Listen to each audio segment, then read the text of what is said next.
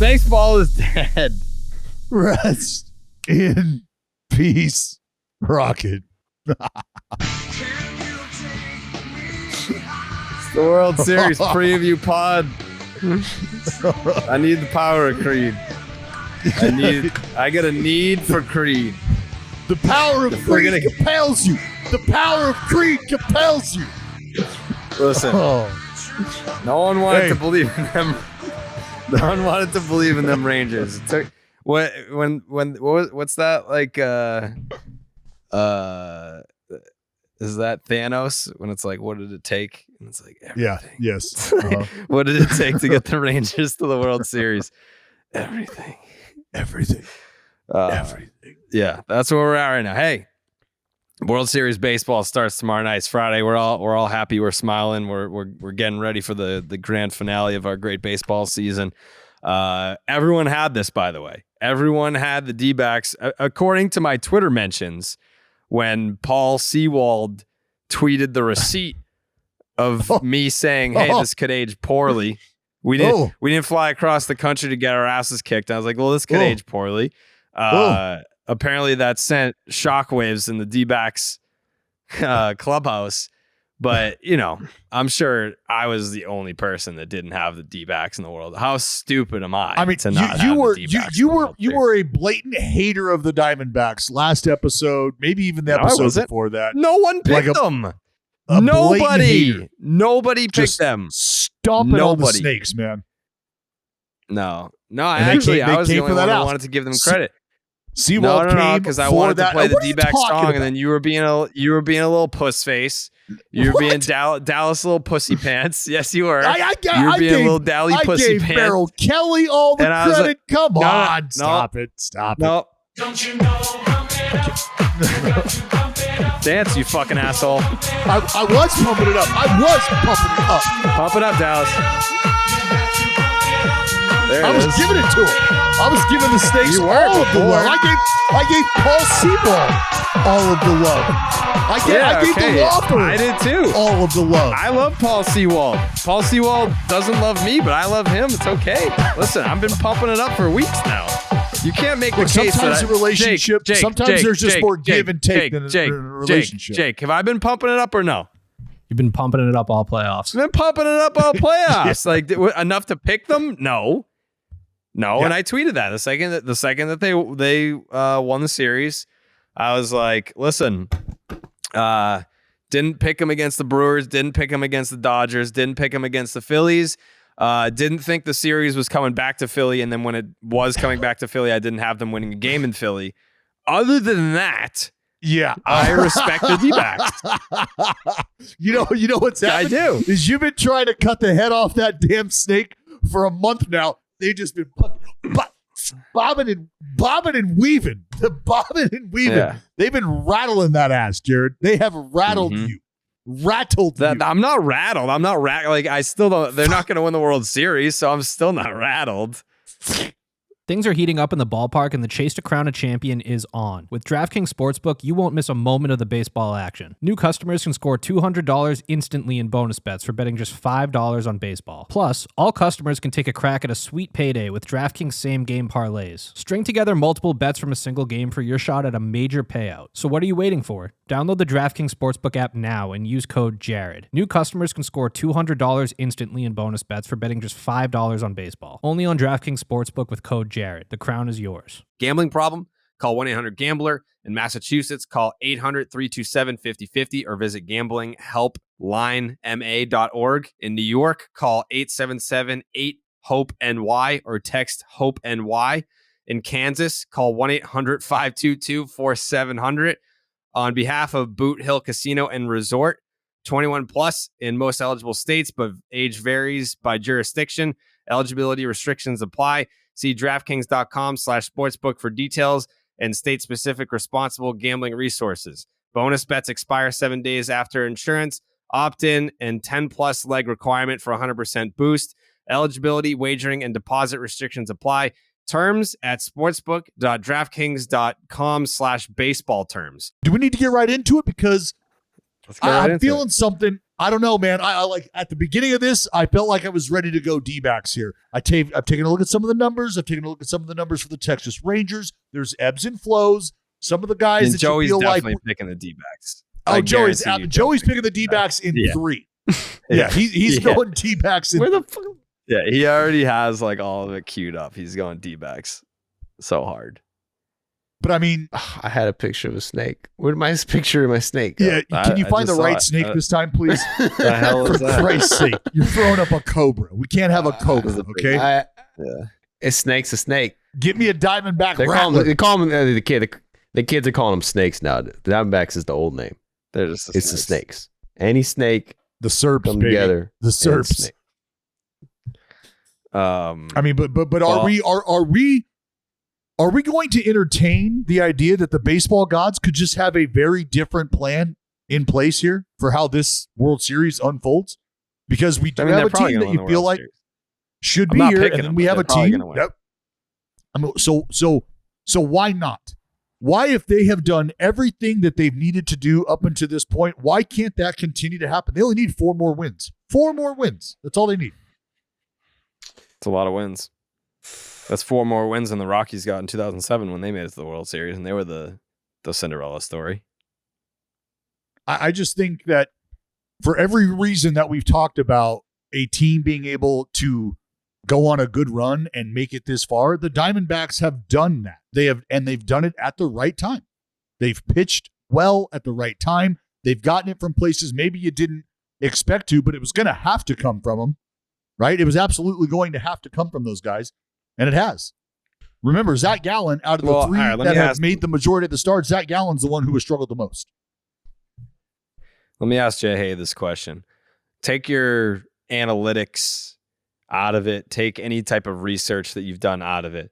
Just give me the vibes. Does this feel like a D-backs World Series title? Like storyline wise, do they finish the story?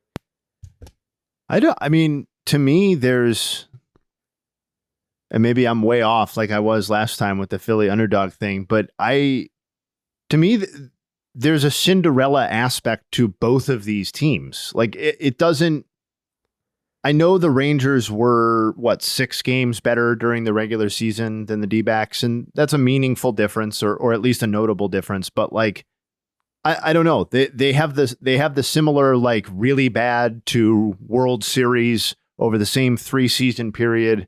I don't think this feels like an Arizona Destiny World Series to me. But doesn't mean I don't say that? Doesn't mean they can't win. Doesn't mean I'm not going to pick them. But it doesn't feel. I don't feel like that's the overwhelming narrative coming into this. I feel like Texas is riding something special, in their own right with the win streak to start the postseason. That's why it reminds me of 07. And then the emphatic way that they dismissed the Astros in Game 6 and Game 7. If Baseball is Dead existed in 2007, it would be the same narrative. It would be you've got this powerhouse team in the American League that went to the World Series. I don't want to say untouched because I mean even like the 07 Red Sox, I think that series against Cleveland went 7 games in the ALCS. But once they got to the World Series, the Rockies had that Cinderella story of no one thought the Rockies were going to make it to the World Series, and they got hot at the right time, and here they are. But they still just got absolutely throat fucked at the end of the season. Like it was just like, hey, you're a team of destiny. It doesn't matter because the better team is still going to win. Yeah. If we're going to draw a comparison to 2007, I think the Rangers and Diamondbacks are much, much closer in roster talent, in expectation of winning the World Series, of all those sorts of things than the Red Sox and Rockies were at the time. The 07 Red Sox won 96 games and outscored their opponents by 210 runs that season. They were a great team. I don't think that the 2023 Rangers or the 2023 D-backs are going, regardless of who wins the World Series. What was the Rangers, like plus 190? Like it was like plus like 187, I think. Yeah, I mean they've done their offense. Yeah, it was like plus 170. That's part of what has gotten the attention, and that's part of why. Like, so I agree with you to an extent, Jayhay, that there's There's not an overwhelming sense that one team, like there could be a Cinderella heir to both. But again, the Texas Rangers won their division and the Diamondbacks did not. And you can look at the totality. No, Astros won the division, What? remember? Oh, Astros shit. That's won the right, division. That's right. The last day was the Yeah. Same record. Same record. Yeah, same record. Same record. Yep.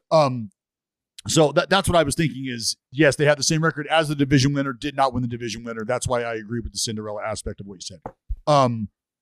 All of that being said, we were kind of talking about this before we started. Does that lineup, though, the offensive aspect of that line, does that tell you, if you're the Texas Rangers or someone looking at the Texas Rangers, like this is the team compared to the other in the Diamondbacks? This is the team that maybe if one of them were going to be here, this would be the one that should be here.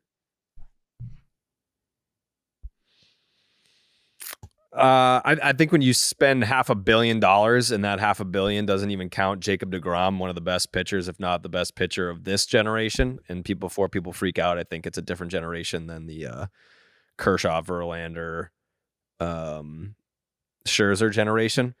Even though he's the same age as Kershaw, I think it's a different generation. It's a more modern generation.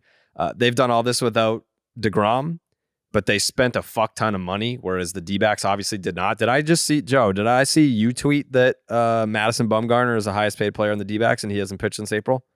Yeah. Yes, he's the highest paid player. So, I mean, that's the disparity. I mean, you can say that no one expected the Rangers to be here, but I did. You could say that the D-backs shouldn't be here, but they are. But when you spend that type of money, you're obviously trying to fucking get there. Do you think the D-backs going into spring training were like, this is the year. This is the year. We're getting there. Like, executives probably didn't even feel that way. No, but what you're getting, that right there is what you're getting from the Fots, what you're getting from Merrill Kelly, what you're getting from Ginkel, what you're getting from Thompson, what you've gotten from Seawald. Like, those are the things that have had to happen right now, is the emergence of those types of performances from those spots. Because if you're only getting 2 of the 3 that are going to start these ball games for you clicking, and it's Zach Gallen who's kind of been stumbling and kicking around a little bit, well, then you're going to need some guys to step up in that bullpen. And that's what those dudes have done. And you're then getting Merrill Kelly and Bott to do what they have done, where you maybe didn't expect that. And when we saw the Diamondbacks start to get back to their aggressive nature offensively, we saw their entire personality as a team change. And that's all happening at the most pivotal time of the year. Like I said, you got 4 more wins, man. 4 more. There's nothing that says they can't continue to do what they've done and play the brand of baseball that we just saw them finish off over the next 6 games, 7 games.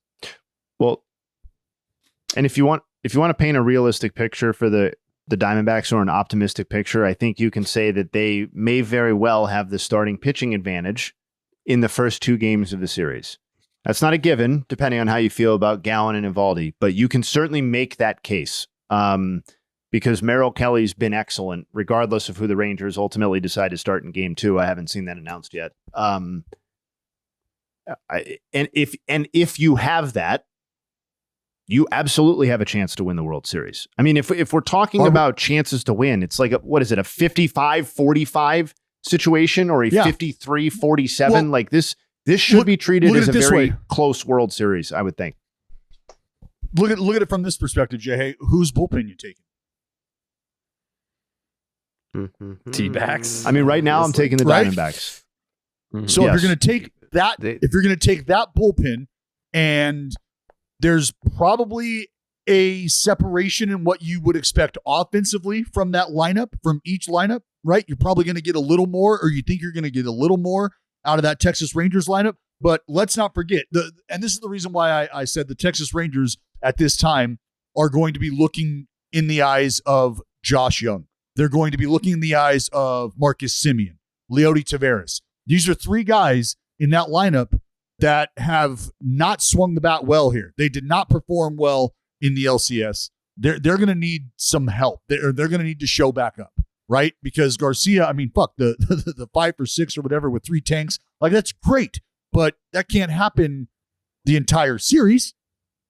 You're going to need some other help. But can the Diamondbacks get what they've gotten out of Corbin Carroll, Ketel Marte, and can some other guys show up?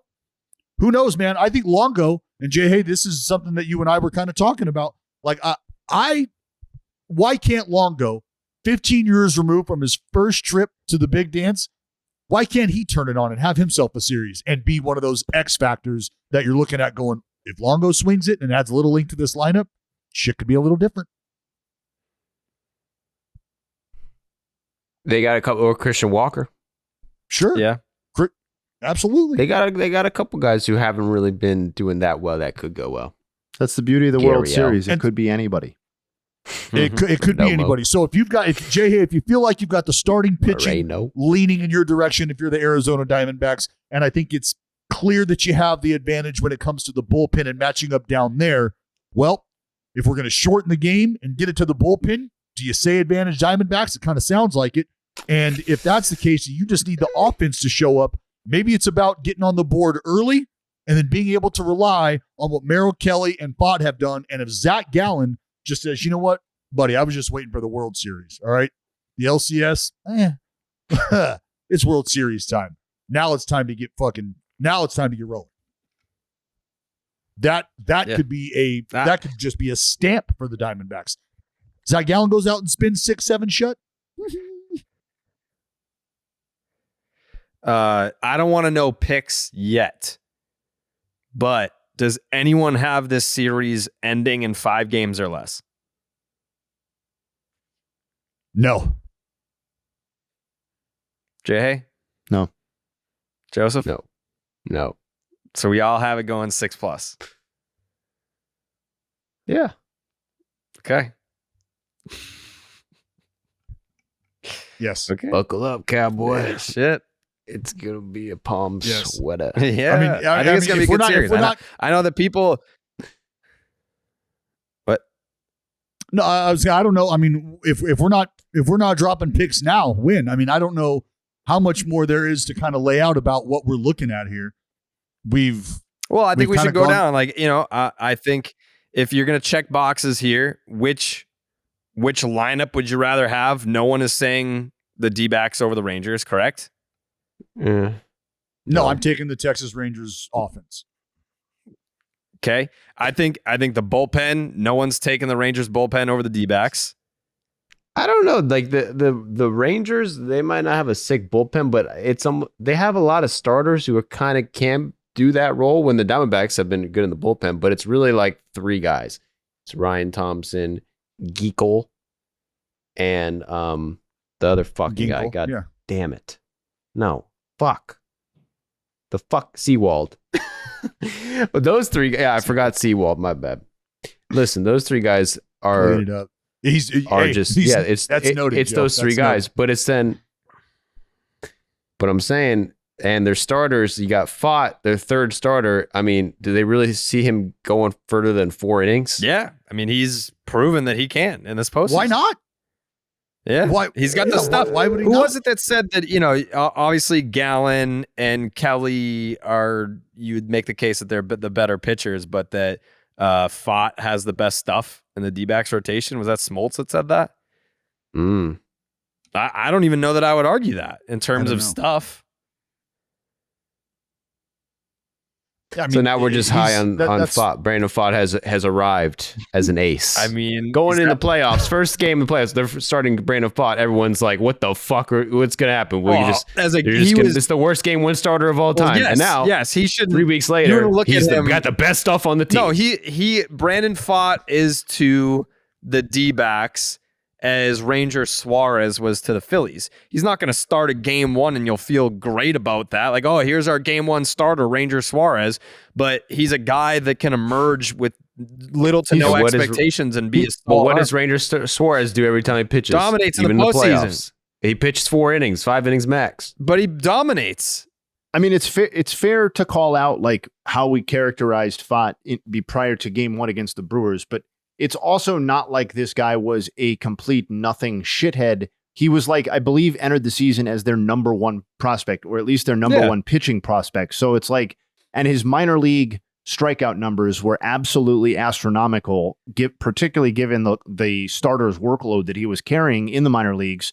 So like, he's not the first young pitcher to blossom on, like the October stage. And I do think it's fair to, like, in terms of stuff, I think he's certainly up there with anything the Diamondbacks are throwing out in the rotation. Even under the bright lights of the playoffs, Blue Moon Belgian White Belgian Style Wheat Ale is the beer that's made brighter. Blue Moon was born in a ballpark for baseball fans, first brewed at Coors Field in Denver, Colorado. From its bold, refreshing flavor to its beautiful, bright color, Blue Moon is as iconic as America's pastime. The playoffs have been absolutely wild so far. I think I've probably had a Blue Moon in hand for almost every single game.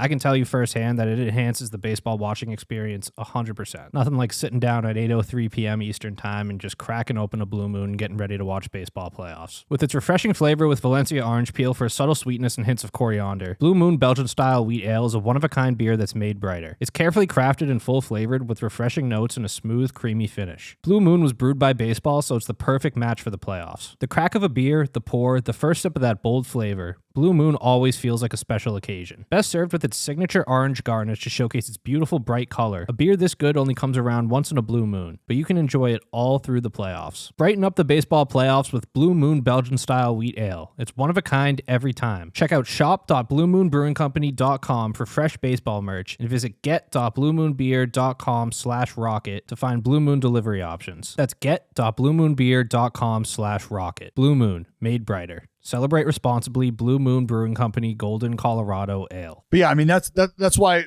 I feel like we've gone through like the rotation, the bullpen, and I love and I hate that the bullpen is always the X factor that it is, but there's just no denying that if you have somebody that shows up down there and gets you out of trouble a couple different times, and you didn't see that happening, and you didn't see it coming from that person or these couple arms, that could very well be the deciding factor. And it can also be a factor when the offense, say the Rangers, just start to bludgeon the baseball and start to blow up. Can the Diamondbacks bullpen, the guys who are on the minus side of things, can they keep them within striking distance? Or is it just a complete ass whooping on those days? And now they got to try to reel it in and rely on the 6-7 shut from the starter. I think Brandon Pfaadt could be the X factor in this series if you think about it, because he is like when you think about the lineups, it's like, all right, you're going Rangers. When you go bullpen, you're thinking the D-backs. But then when you look at the rotations, it's Eovaldi, Montgomery going up against Kelly and Gallen. And then when you get to the number 3s there, Brandon Pfaadt is the scale tipper over Max Scherzer. Who would you rather have right now, Pfaadt or Scherzer? Pfaadt. The Pfaadt dog. The Pfaadt bot, you mean? The Pfaadt box. Yeah, I think everyone would rather have Pfaadt right now. And I didn't want to sound like I'm hating on Pfaadt. I'm not hating on Pfaadt. I like to see this guy. I'm not hating on Pfaadt. All right, I like the Pfaadt bot. And I was just pointing out, like, this guy had a negative WAR this year. It's fair. And now he's emerged as a fucking guy, and I agree he's a fucking. But the Diamondbacks have a lot of these guys who are like, they could, coming into the series, aren't household names by any fucking means, but they have a lot of guys who could really become potential like stars. The Pfaadt being one of them. But to that point, we talked about it on the previous podcast briefly, but like Pfaadt's emergence started during the regular season over the final month and a half. And so like if there was an error, it was probably on our end or my end, not adequately weighting the changes that he had made and the improvements that he had made over that absolutely brutal start to his career when he came up and, threw up like a 9 ERA in his first 7 appearances or whatever it was. So like it is abrupt that he's come in and, has, 22 to 3 strikeout to walk ratio and ERA of 2, whatever it is in the postseason. But like the sample is a little bit larger than just the postseason too, for him being an effective pitcher. That's fair. Yeah, it didn't come from nowhere. He wasn't lighting it up though. He had a 4.3 ERA in September, which isn't terrible. It's better than whatever it was. The whole fucking season was like over 8. Yeah. What was his ERA for the year? 5 something. 5. Yeah. 5.7. -4 WAR. Yeah.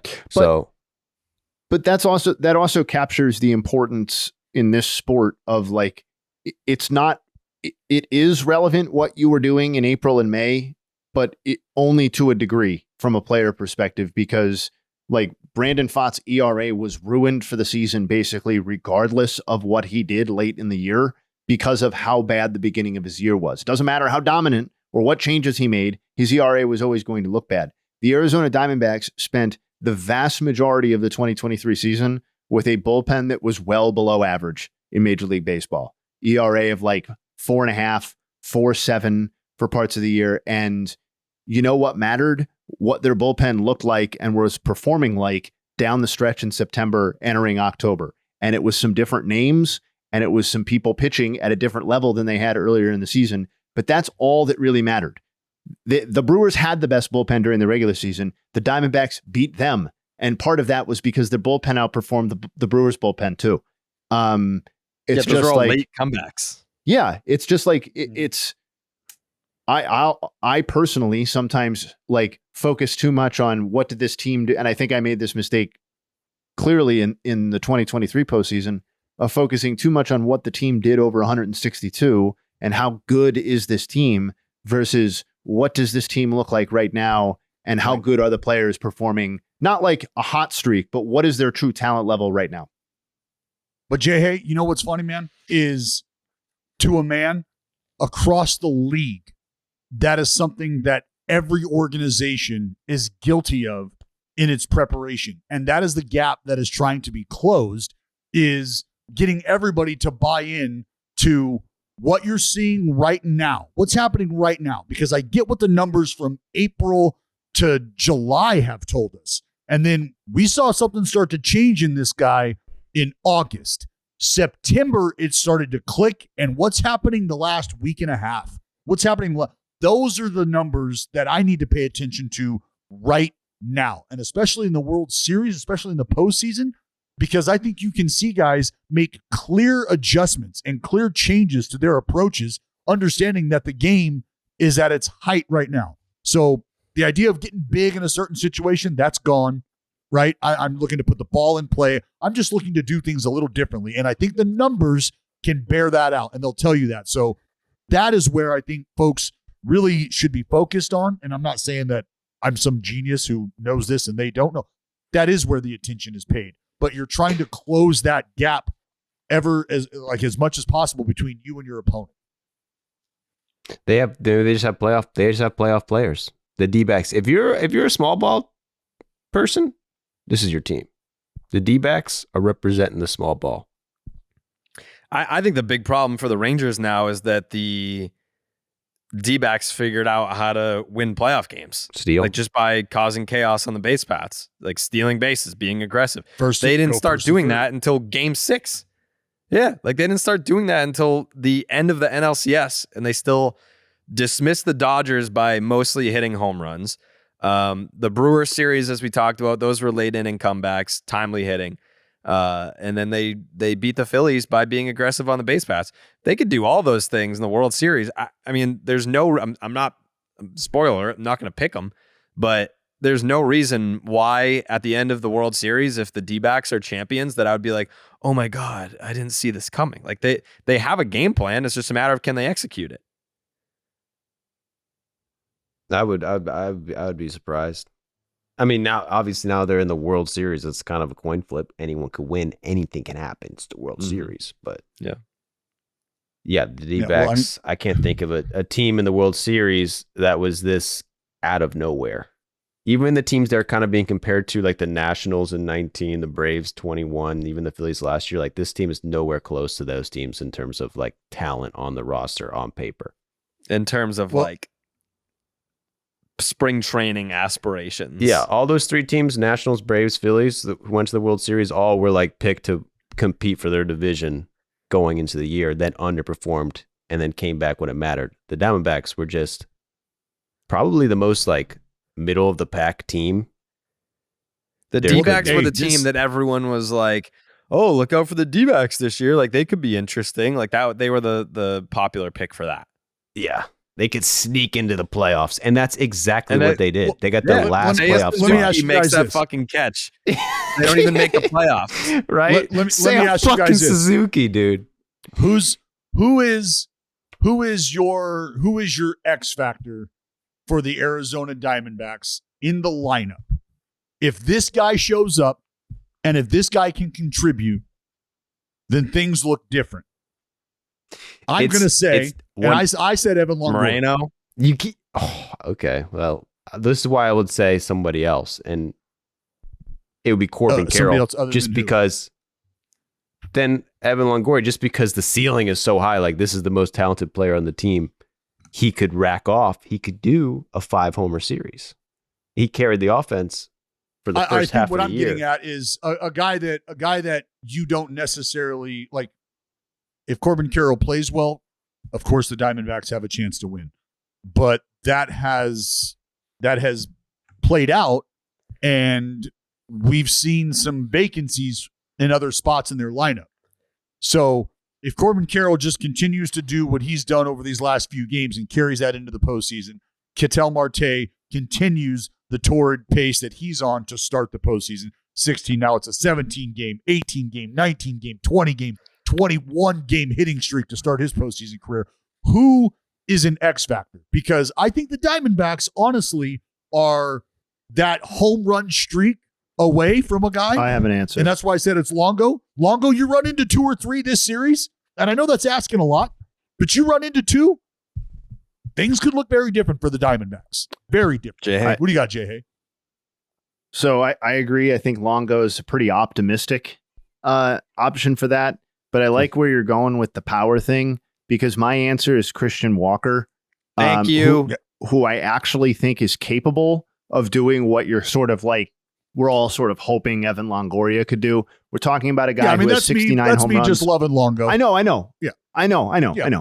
I'm not He afraid has to say 69 homers over the last 2 seasons, 33 this season. And, you know, for as much as we like to talk about how if you like small ball, the D-backs are your team, they got a lot of team speed, which is certainly an aesthetically and game tactic attractive thing to have. But it is more about whether you are out homering your opponents in the postseason than any former baseball player or baseball commentator ever wants to admit. And the numbers back it up once again. Teams to out homer opponents are 21-4 this postseason. They went 22-6 last postseason. And maybe just as relevant, 50.7% of runs scored this postseason have been via the home run. That is up massively from where it was in the regular season when it was 41%, and it's above where it was in the 2022 postseason as well. And if the Diamondbacks are going to pull the quote-unquote upset, because they are on DraftKings and all other sites, the underdog in this series, I think it's going to be because they quote-unquote run into the home run a few more times than anticipated, and Christian Walker has the pop to do that, so he is my pick for that question.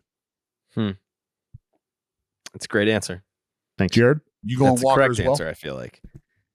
Yeah, just, I mean, well, I don't know. I mean, it's not a correct answer. I just think like those are like, because it very well could be the case. Longo could not hit fucking water out in the middle of the ocean for this series. Did he pay you to say this shit? Did you? Is this a sponsored segment that Evan Longoria paid money for?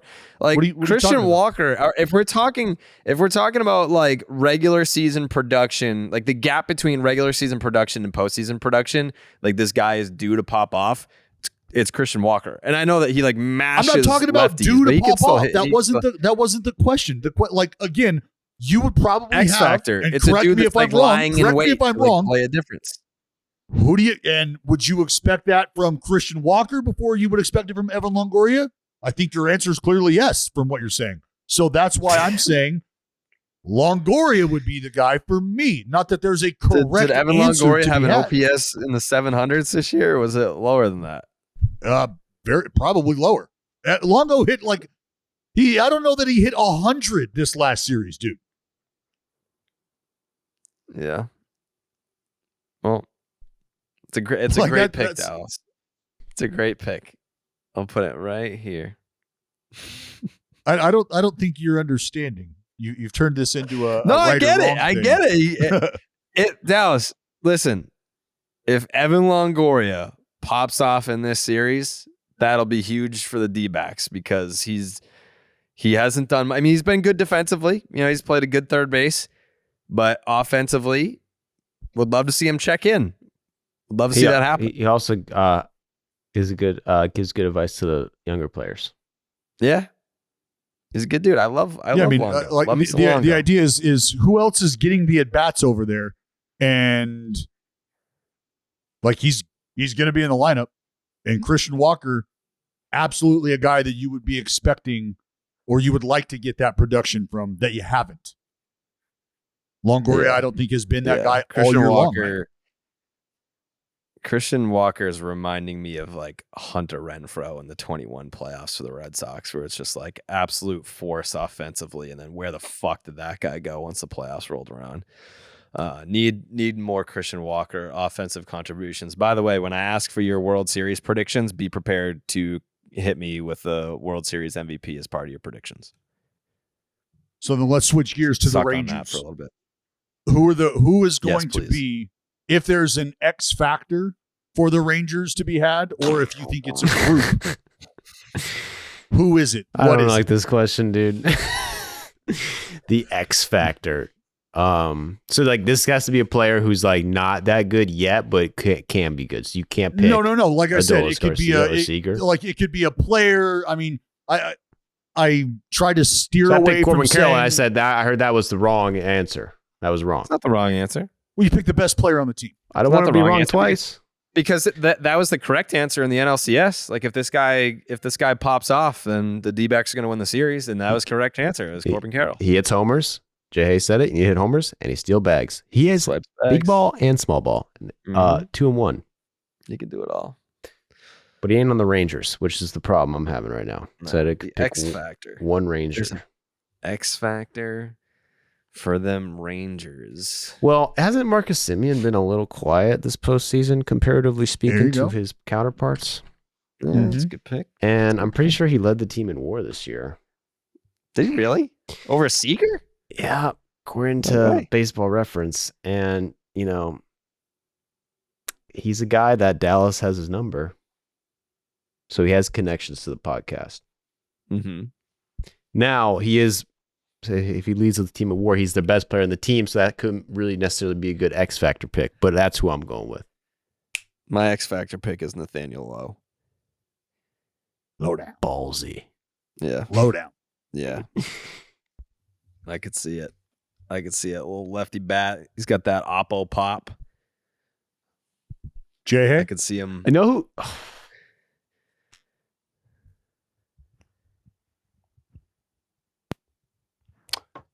I think I'm going to go Evan Carter. Carter? Is he too good? Has he been too good for this answer? No. Okay. I think a lot of folks probably didn't even know who the fuck he was until the playoffs started. Yeah, so the only reason I said no to just Corbin to catch Carroll those, again because I was like, fuck, he's the best player. No, I'm not being a smart ass. I'm just making sure because I was waffling between him and somebody else. But like, listen, this is obviously a guy with prospect pedigree. This is a guy that was like supposed to be good for the Texas Rangers. I don't think anybody basically is supposed to be quite this good that he has been. If you look at both what he did after he came up in late September and what he's done in the postseason, per our mutual friend Sarah Langs, he's reached base safely in 12 straight postseason games. That's every postseason game he's played so far, which is the longest streak by a player aged 21 or younger in postseason history. And that's his first 12 games. That's not the case for anybody else with the stat. It just happens to be his first 12. And he's been a force. He's also got 6 stolen bases and 6 homers over 35 games played between the regular season and the postseason. So why is he an X factor? A, can he continue to perform at the level that he's performed at for 4 more games, 5 more games, 6, 7, whatever it takes. And also he's rocking some pretty tremendous splits in 2023 in terms of righty lefty. He's hitting .353 with a 1.166 and all 6 of his homers against righties. And he's hitting .063 with a 292 OPS in 18 plate appearances. Small sample for sure. But he's 1 for 16 with 10 strikeouts against lefties this season. Is that a situation that could be exploited in game? I don't know, but he's been an electric player. And I'm curious to see whether he can continue to do it. So that's my answer. I'm curious to see where they put him in the lineup because he was hitting like third in the end Carter? of the CS, but I don't think he was. He actually think he got most of his production in the first few games and kind of fell off a little bit. So I'm wondering what they do with him if he's still a hot hand that they're gonna put like in the because him batting like third or fourth in this lineup is pretty crazy because they're so good. Yeah, well, I think because what he provides. I mean, look, bro, you're talking about full count Carter. I mean, the OBP is insane, and you're giving that lineup really anybody. It's almost like his ability to get on base forces you to pitch to the guy in front of him because you know what kind of a grindy ass at bat that's going to be coming up behind that guy, and then you got to pitch to Carter because you need him out. You can't nibble because he's going to put the peepers on you and walk his ass down to first base, and now you got trouble. Now you're opening up holes defensively. You don't need that. You can't have traffic in the postseason. So maybe it's not the power threat that's looming that causes you to start to nibble or forces you into the zone and make a mistake. It's the fact that you can't afford to get this guy on base, and you start to make mistakes before you even are dealing with that dude. Well, for sure. And I also think building off of that, for all the talk about these teams being aggressive in the postseason on the base paths, that's mostly true about just the Phillies and the D-backs. Like they have 16 stolen bases each in the postseason, and the next closest team, which is the Rangers, only has 9. But and 3 of those are from Evan Carter. So I think like he's probably a little bit more important in terms of putting that sort of pressure on the opponents than he maybe would be on the D-backs, for example, or the Phillies or something like that if they had made the World Series. So that's another reason why I think it's kind of interesting and he's unique within this team a little bit. I'm going to switch my pick to Josh Sborz for X Factor because he's been X Factor for the Rangers. Because we said about it, their bullpen, it's a little weak, and they're struggling, and they don't trust Chapman. And now, can they even trust Leclerc? Can they even trust Leclerc? He gave up a garbage time home run. If you can't, they're in big trouble. That's what I'm saying. Big trouble. But, big trouble. That's come on, this is the dude that was getting multiple outs at the end of the ball game to get them here, and now you can't. Now I'm not saying every night, night, Dallas. But should you not be able to trust him now? That's problematic. Hey, it's not even about trust. It's about what the fuck happens. Because they can trust him or they cannot trust him. If he doesn't give a run, mission accomplished. Oh, if he's going to get the opportunity, Joe. He's going to get the opportunity. Yeah. It's just a matter of whether or not he's able to hold water or does that ship start to sink. That's and to win a World Series, you're going to need multiple guys in the bullpen who are shutting people down and not giving up runs, no matter who they are. And Sborz hasn't been shut the door. I think they should let Sborz shut the doors because he's been the best fucking reliever. Because you came up with that? Because you like that? Because you like Sborz indoors? Yeah, I mean. So I was just about to say, like, out of all the blown moments for Chapman in the postseason, I was like, well, pretty much all those were never in the World Series, but the fucking Rajai Davis home run was probably like the most iconic baseball moment of our lifetime. Yeah. Yeah. Would have been cool if it ended. Well, all right. Who's our picks? Hold on.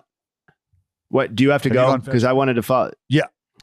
Go ahead. No, go ahead. I was really happy that Joey brought up Sborz because I have a nug or two. And I really, it ties into whether he's going to continue this too, because lowest opponent batting average allowed in a single postseason in the wild card era. Okay. You had to have faced at least 30 batters. So there are 812 qualified pitcher seasons. So the sample here is vast. All right. Since 1995. And Sborz batters have hit 2 of 27 against Sborz so far this postseason. That's 074. There have only been 6 individual postseason seasons that have been better than that in the wild card era. The best of all time by this qualifier is Mike Timlin's 2003 when he held batters to 1 for 30, 033. Point being, though, he has been absolutely untouchable in the postseason. And that is in stark contrast to not only his regular season overall, where I believe his ERA was north of 5, but also how he ended the regular season, where from over his final 8 appearances, he allowed 14 runs in 7 2/3 innings pitched with just 6 strikeouts and 4 walks. He was fucking terrible. And the third element of this, and then I'll shut up, is that he has really shifted around his pitch mix in the postseason compared to where he was in the regular season. Well, he's gone from using his slider the most out of 3 pitches to the third most out of 3 pitches. And he's now leaning harder on his 4-seam curveball combination than he did during the regular season. So, so it's on one hand, totally bullshit that he's dominating like this because he was terrible during the regular season. On the other hand, there may be something real to it because he's using his pitches. He hasn't added a pitch or anything, but he's using the pitches. He's using his repertoire in a different way. So thank you for bringing him up. That's awesome. He was at the beginning of the year was like going off. People are naming this like breakout reliever, and then he totally had a terrible month. Like from like August to September, he had a 23 ERA, and then I guess it was an injury. I remember watching at the time. I don't know if it was a real injury or not, but they sent his ass down. Maybe phantom IL. Maybe he was actually injured. Probably a good chance he was. Came back and basically to start the playoffs, and has been. Yes, everyone's saying it. Sports shut the doors.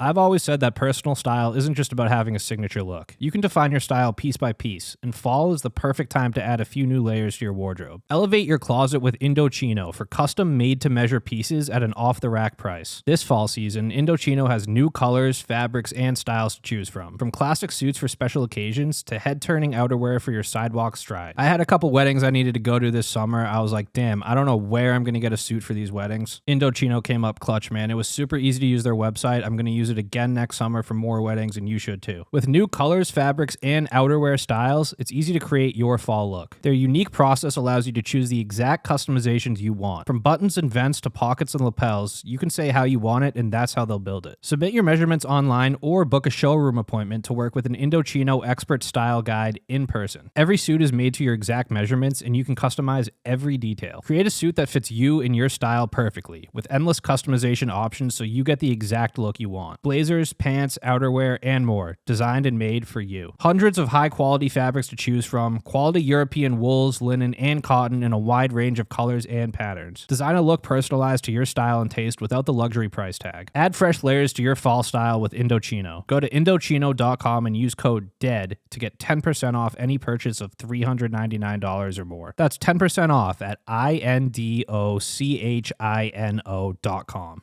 Promo code DEAD. Dallas, you got to go. Let's hit the predictions. Dallas, what do you got in this World Series? Man, I want the Rangers to win this World Series just because of for the homies. Now, look, I got homies with the D-backs too, but I almost feel like I got to go D-backs here just because of the wave that they've been riding. Because of the fact that I think that if they can continue to get what they've gotten on the mound, they've got a real shot, because we have seen good pitching beat solid lineups this postseason. And there's no reason that trend doesn't continue.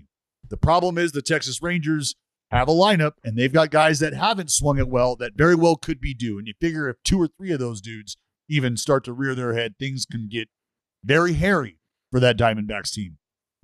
So this sounds like you're picking both teams again. The pitcher in me is going Snakes in 6. Wouldn't be a bad pick though. I'm going Diamondbacks in 6. Diamondbacks in 6. Okay. Diamondbacks in 6 is the pick from Dallas. Who's your Shout MVP? out to their run prevention department. Who's your MVP? World Series MVP. Ketel Marte. Ketel Marte. Okay. All right. Thank you, Dallas. You can be on your way. Class dismissed. Ketel Marte. All right. Joseph, your World Series pick. I'm riding with the Rangers. Wow. Yeah, I've picked against the Rangers all year. So if you're Rangers fans and they lose, it's my fault because I was the biggest doubter on the Rangers. Damn. But now I'm cowboyed up. I like Dane Dunning to get MVP. Probably not. Actually, I'm going to say not Dane Dunning. I'm going. And how many? I think Simeon in 6. All right. You got the Rangers in 6, Marcus Simeon World Series MVP. Justin Havens. I am going to go D-backs in 7. Wow. Okay, we got 2 D-backs picks. D-backs in 7. Who's your World Series MVP, Jayhay? I really sold myself with that Christian Walker conversation earlier. Yeah. So I'm going to just ride that. I think that's going to be the answer because you're already getting that elite first base defense. Could see him having a few game-saving picks. You know what I mean? And maybe he does get those home runs. So I'm gonna go. And they need somebody other than Corbin Carroll and Ketel Marte to step up in order to win this World Series. So I'm going to go with Christian Walker. Okay. I guess that means it's my pick. Wonder which way I'm gonna go. I mean, come on. Are you shitting me? You think I was gonna pick any other fucking team in the tournament to win this World Series? Get fucked. Get fucked. It's been us against the world the whole season. We've been riding that dusty trail. We've been heading out west for 7 months now. One of the best lineups in baseball. People have been talking shit about our bullpen, but I ain't seen any blown saves this postseason. How about Nasty Nate dragging his balls all over the mound? How about Jordan Montgomery adding an extra $100 million to his bag this free agent offseason? How about the fact that Max Scherzer just came back from the dead to pitch in Game 7, a clinching Game 7 in Houston to knock off the Houston Astros on the way to the World Series? How about Adolis Garcia chasing the RBI record for the postseason? How about Corey Seager being the guy that would win the MVP award this year if Shohei Ohtani was never born? And he may not win the American League MVP, but I'm telling you right now, Corey Seager's winning the World Series MVP. Shohei, you can have your AL MVP. That's fine. That's fine. Because if you ask me at the end of the day, what MVP award would I rather have? It's the World Series MVP. Rangers in 6.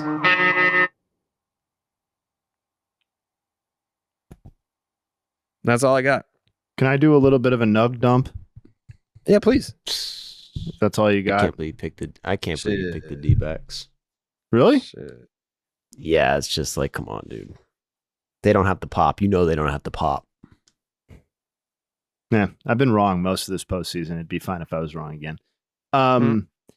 The D-backs were the first NL team in history to advance to the World Series while being outscored during the regular season.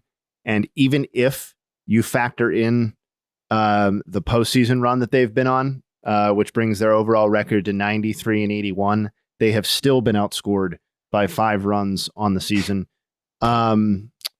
This would be, I was curious.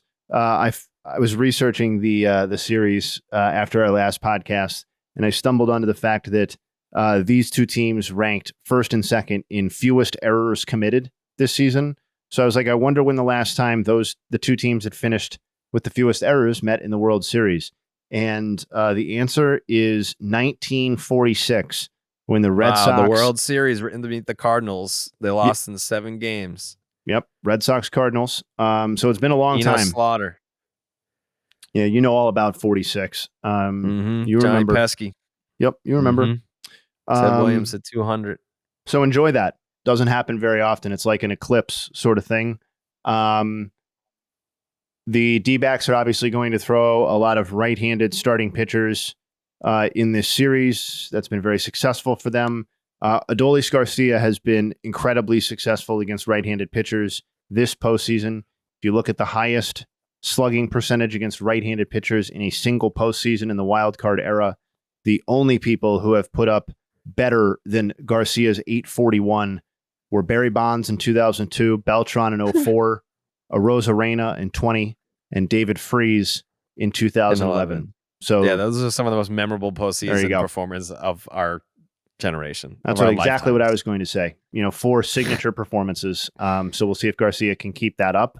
And then finally, the Bruce Bochy element to this, which was almost enough to make me pick the Rangers, but it wasn't.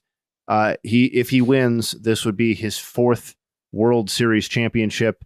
The only manager to manage while anybody on this podcast has been alive to also win 4 World Series titles is Joe Torre. Everybody else who has ever done it stopped managing in 1976 or earlier.